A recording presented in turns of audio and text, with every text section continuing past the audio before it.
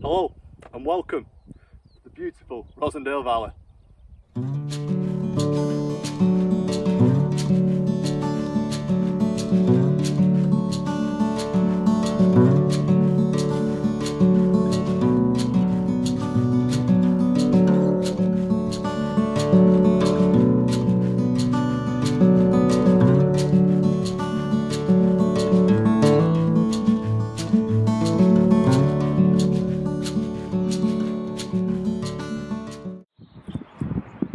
Hello and welcome to episode 3 of Geography of the Rossendale Valley.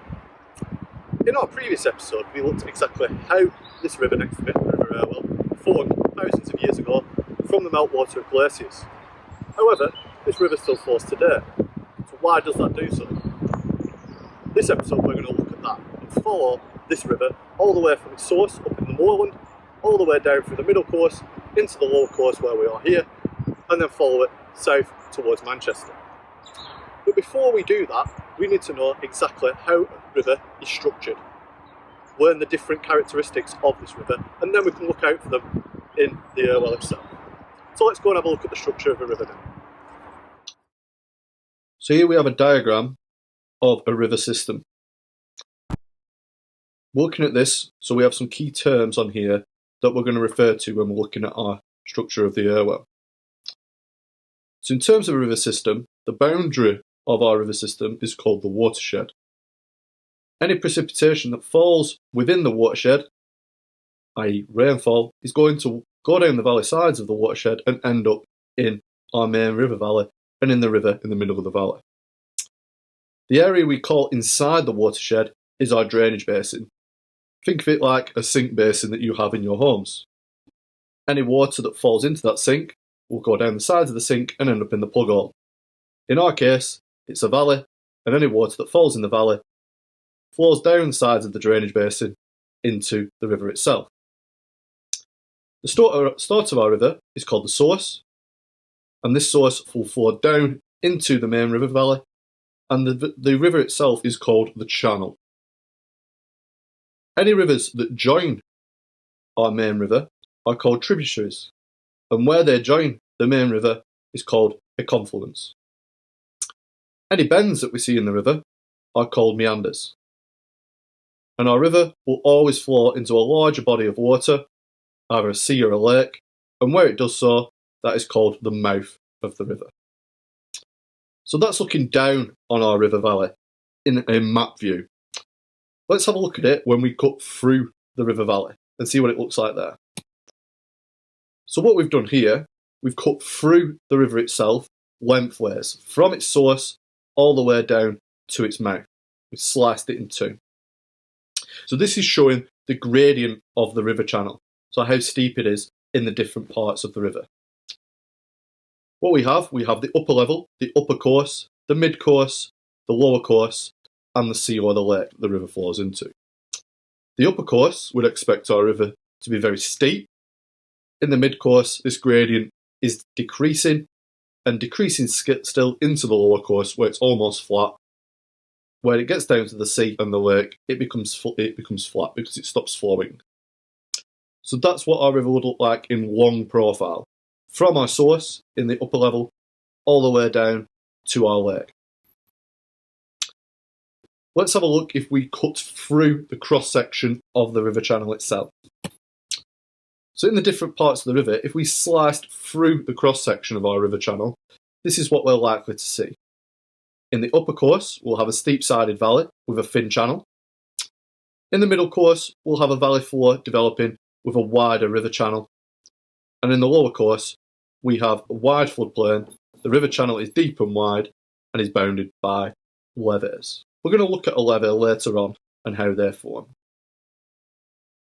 So that's the structure of a river.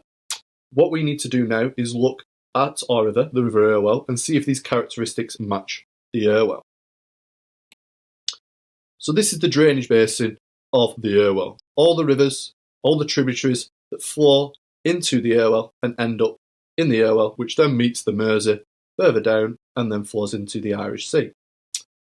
Here, at the top of our map, we have Rossendale. So this is where we're going to be looking. So by the looks of this map, we would expect to see characteristics of the upper and middle course of the river. We're on the edge of the drainage basin, so we might actually see some points where we're at the watershed for the Irwell, where any rainfall that falls at this point will flow down the valley sides of the drainage basin and end up in the Irwell itself. So the characteristics that we're mostly going to be seeing at the Irwell, we'll expect to see, will be upper to upper middle course, maybe some lower middle course too. So that's the context of a river system and what we expect to see. Let's now have a look at some sites along the Irwell in the Rossendale Valley, starting with the Watershed.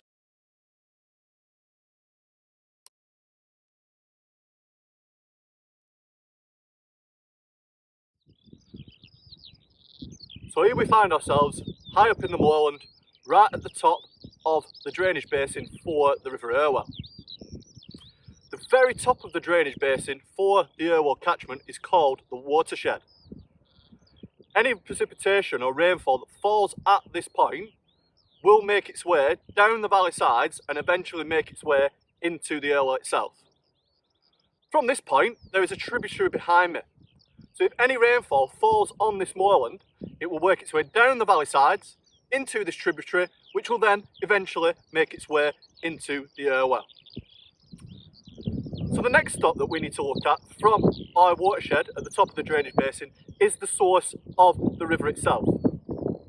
We can't quite get to the source of the Irwell, but we can get to the source of one of the tributaries, the one behind me. So let's go and have a look at that source now.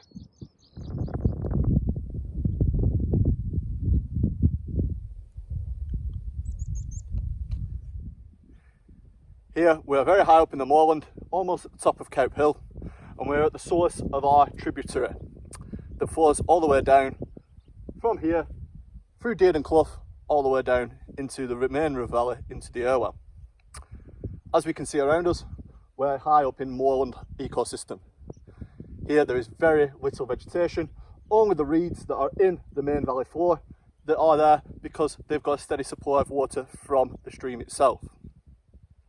The source of the stream is just to the right of me here, where there is a spring of water coming up out of the ground. The valley here isn't very deep because the water itself isn't very fast flowing, it isn't very strong here. So therefore, the erosive power of the stream is not very strong. Because of that, this valley has taken thousands of years to form just from a trickle of water from the source flowing over it, causing abrasion, attrition, hydraulic action and solution up here. Further down as we get into the valley gets deeper, the sides get steeper because the erosive power of the river there is much stronger as there is much more water flowing over the valley floor there. So that's why we have a very shallow valley here, only about 10-15 metres deep. It's very steep side as well because the water has eroded straight down. It's vertical erosion that's taking place here, not lateral erosion, and the river is flowing in a straight line. You do have some spurs sticking out there, interlocking spurs, as the stream is meandering through the river valley. However, these become more prominent as you get further down into the valley itself, as we'll look further down the upper course of the river. So there we have it, the source of the river, the furthest point up in the upper course. We can't go any further up as we're at the top of the hill. So as soon as the water falls through precipitation, through rainfall at this point, it flows straight into the river here, and then we'll continue all the way down to the main river valley where it will meet the Irwell.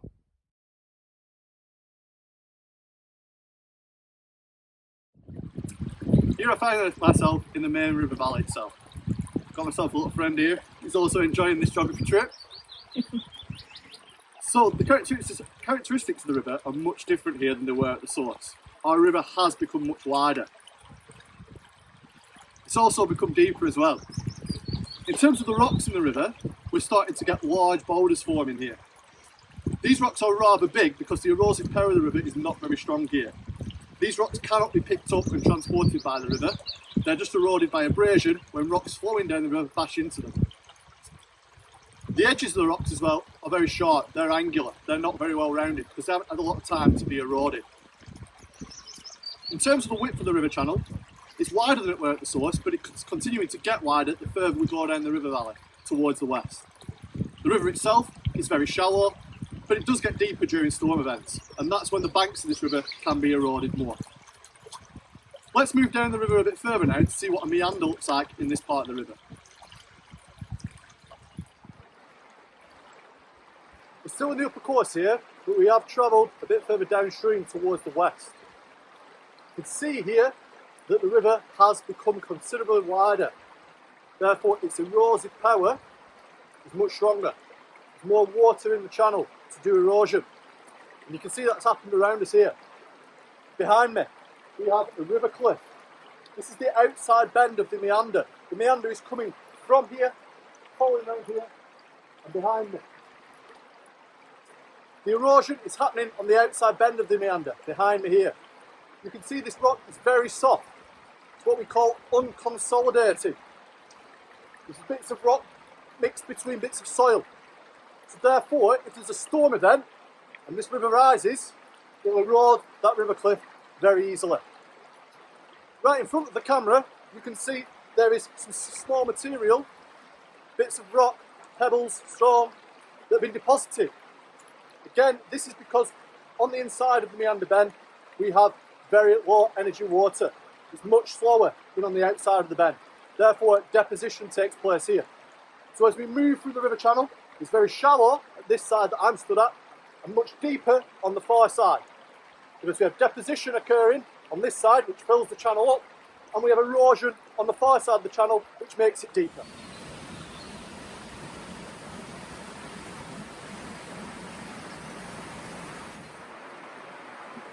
We've now moved into the main river valley of the River Irwell. We're down in the middle course of the river now. Here we find ourselves in another meander. This is much different to the meanders that we've seen in the upper course of the tributary earlier. For one, the flow of the river is much quicker. There is less friction in the river channel in this part of the river valley. Therefore, the water can flow much faster.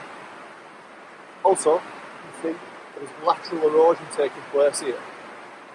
In the upper course, it's mainly vertical erosion, straight down. Here, the speed of the river crashing against the river cliff there, that is eroding it through lateral erosion. You can see here there's had to be some human intervention put on that side of the meander bed to stop it collapsing. There's a wall that's been built. We're stood here on the slip-off slope of the meander. You can see the deposition is taking place on this side of the meander because the river flow is much slower. If you look at the river, it's flowing much slower, closer it is to me, much quicker, closer to the outside bend, river cliff of the meander. Now let's have a look at the different features of the pebbles at this part of the river. The pebbles here are made out of the same material as the ones of the upper course. These are all made out of millstone grit, because that is the main rock type within this area. However, they are starting to look a bit different than they did in the upper course. For one, the edges are much smoother here. That's down to a process called attrition. Here, when the rocks are being carried by the fast flowing water, they'll bash together in the strong current. When these rocks bash together, they become smaller and more rounded. The jagged edges get snapped off and rubbed down like sandpaper, rubbing together. That leaves smaller, much more rounded rocks. If you went to the seaside and looked at a pebble beach there, you would only find these type of small, well-rounded rocks. That's because the rocks there have been transported all the way from inland, along river channels, to the seaside. When they get to the seaside, they've been bashed together through attrition over miles and miles of river and have become much smaller and much more rounded. Now let's have a look at the characteristics of the river channel itself at this location. The river channel here is much wider than we've seen at any point on our tour of the river so far. That's because as the river gets further and further downstream, it picks up more water and therefore more erosive power. This water during storm events is very, very strong and can have high levels of erosion, making the river much wider and much deeper. As we hit further downstream, more and more water through tributaries will keep adding to the River Irwell, meaning the erosive power of the river becomes even stronger, so it becomes a wider river channel. Because there is less friction with the water on the sides of the river and the riverbed, the river channel is also quicker down here at the speed of the water. However, in terms of this erosion, it's less vertical erosion now and more lateral erosion. As the river winds its way down the river valley, it goes side to side through meanders, and you start to get more lateral erosion in the meander river cliffs, and therefore widening the valley rather than deepening it. So as you look down a river valley that has been eroded through lateral erosion, you get a very flat, wide floodplain and steep valley sides further out, rather than in the upper course we had no floodplain whatsoever, and all the erosion was vertical down the middle of the river valley.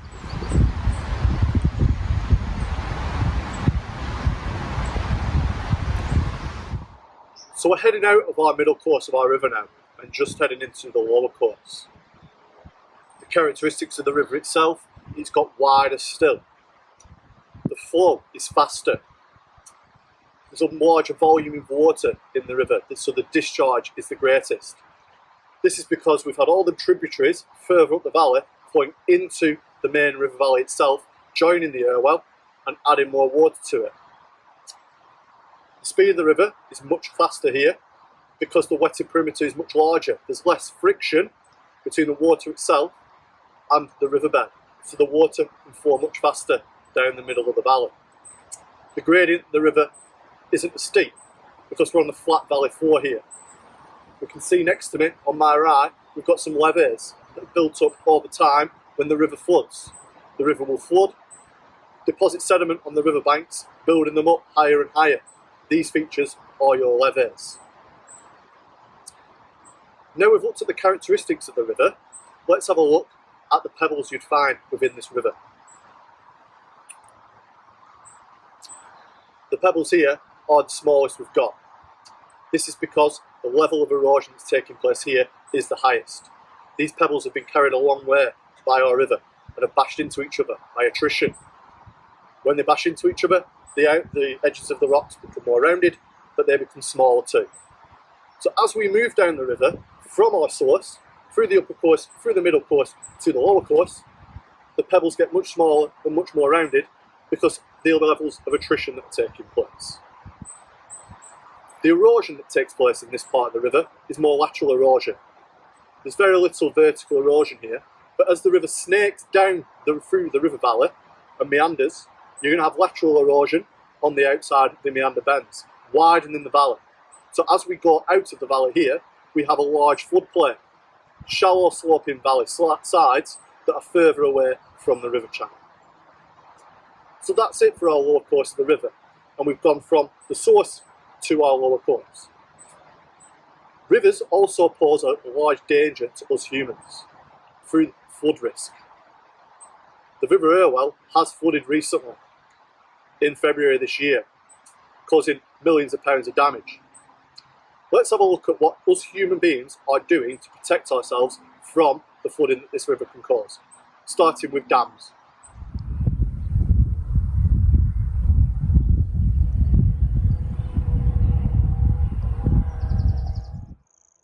Here we find ourselves up on Grainmoor looking at our first strategy to reduce flood risk in the valley. Behind me is a reservoir and a dam. Reservoirs are predominantly built to provide fresh water to the people of the valley, so fresh drinking water, fresh water for cleaning and so on. However, they also help us in reducing flood risk. The large wall behind me that crosses the river valley that stops the water and creates a reservoir is your dam. Now dams are built by humans, they're hard engineering strategies, big projects that cost a lot of money, but these can control the amount of water that leaves the reservoir. Therefore, in the large storm events that we've had recently, the levels of water released from the reservoirs can be reduced. That means that less water from the reservoir is going to make it into the river channel. So the levels of the river are not going to raise that high. This means that it's less likely for the river to flood. So that's the first of our strategies, dams and reservoirs. Let's move further down the valley to Judson and look at some other strategies we have down there.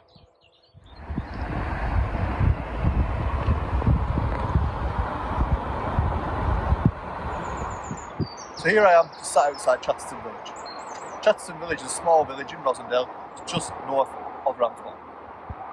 The reason why I'm here is that this village has done a really good job in defending itself from this river in front of it. This is the River Irwell. We've seen it plenty of times before. But here, there is a big risk of flooding the village when we storm events. Storm events have become more frequent in the UK due to climate change. Especially we've seen this year. Storm Kira has caused huge damage in the Rossendale Valley. But this area was protected from that damage. See here, what I'm sat on, this is one of those flood defences. This is something called an artificial levee. This has been built to deepen the river channel. When the storm event comes, the channel raises up, but it will need to raise as high as myself that I'm sat here, or even higher to flood the village behind me. Before this was built, you would have been seeing flooding events much more frequent because the river channel would have been at least 5 metres further down. Now how these are built, you've got large, big crates of rocks here. These are called gabions. These are piled up on top of each other to strengthen the river bank, and therefore you're not going to get erosion here. So when the river flows past it, it's not eroding, and therefore it stays strong. When there is a flood event, the floodwaters have to rise even higher to flood the village behind it. There are also some other flood defences within this village. Let's go and have a look at them now.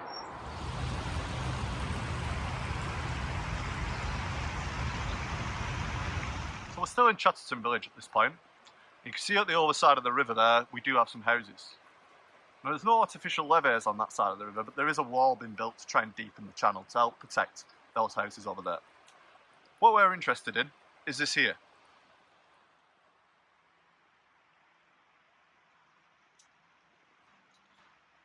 This part of Judson is a designated floodplain.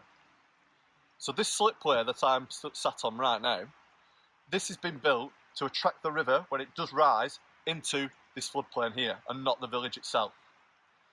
So therefore, this will lower the levels of the river because it's acting as a spillway to take some pressure out of the river. This land is only been used as a park, so it's land that if flooded won't cause too much damage, rather than if the houses were flooded. So this is a more soft engineering strategy. This is using nature itself to protect the village by allowing just for an area of land to be flooded rather than the village. In terms of the levees and the walls that we see on the other side of the river, they are hard engineering strategies. These are large man-made structures that cost a lot of money that are built to protect villages and towns. So they're the protections, different types of protection that have been put in place to help protect Judson village from flooding in the future.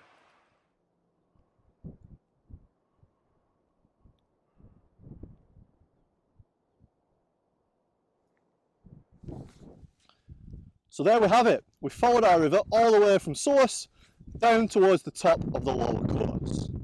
Our river source starts up here in the moorlands, where I am now, and then flows through the upper course, which we can see in the tributary valley to my right. This tributary will then flow into the main river valley, where it will meet the Irwell, and that's where we'll start to head into the middle course of the river. This middle course then continues to head down into Ramsbottom and continues towards Bury, where we start to head towards the lower course of our river. At this point, it then moves into Manchester and then it meets the Mersey. Then the Mersey will continue to flow west towards Liverpool, where it meets the Irish Sea. So that's the story of our river. We've also looked at how we defend against our river. We've looked at hard engineering, the large dam structures and the artificial levees. We've looked at soft engineering, such as floodplain zoning. So that's it for our rivers episodes. Next episode, we're going to look at the different ecosystems we find within the Rossendale Valley. So join me next time and we'll look at those. But thank you very much for joining me for this episode, and I look forward to seeing you next time.